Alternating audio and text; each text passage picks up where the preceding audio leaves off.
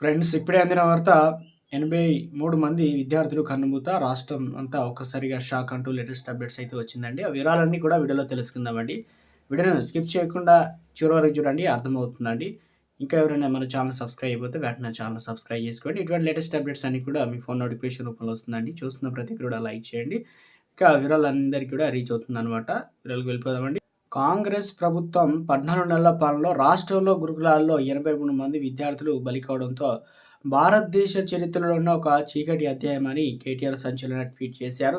ఈరోజు తెల్లవారుజామున ఉమ్మడి ఆదిలాబాద్ జిల్లాలోని బోధ్ నియోజకవర్గం ఇచ్చోడ మండలంలో 9వ తరగతి విద్యార్థి నిద్రలో చనిపోయింది. ఈ ఘటన ఇక ట్విట్టర్లో కేటీఆర్ స్పందించారు. ఈ క్రమంలో ఆయన తన ట్వీట్లో ఇలా రాసుకొచ్చారు. గురుకులాల్లో మోగుతున్న విద్యార్థుల మరణ మృదంగాన్ని ఆపడం చేతకాని ముఖ్యమంత్రి రేవంత్ రెడ్డికి చివరికి కనీస మానవత్వం కూడా లేదని తేలిపోయింది.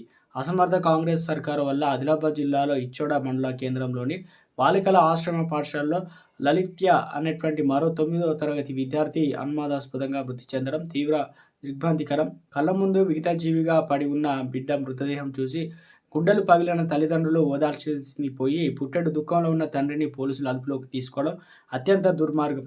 రోజుకు ప్రజల దృష్టిలో దిగజారిపోవడమే కాకుండా కనికరం కూడా లేకుండా పోయి కాంగ్రెస్ సర్కారు తీరును చూసి విద్యార్థులు, తండ్రులే కాదు రాష్ట్ర ప్రజలు కూడా ఆశించుకుంటున్నారని, ఈ దాష్టికానికి విద్యాశాఖ మంత్రి విఫలమై హోంమంత్రిగా కూడా అటల్ ఫ్లాప్ అయిన ముఖ్యమంత్రితే పూర్తి బాధ్యత అని రాసుకొచ్చారు.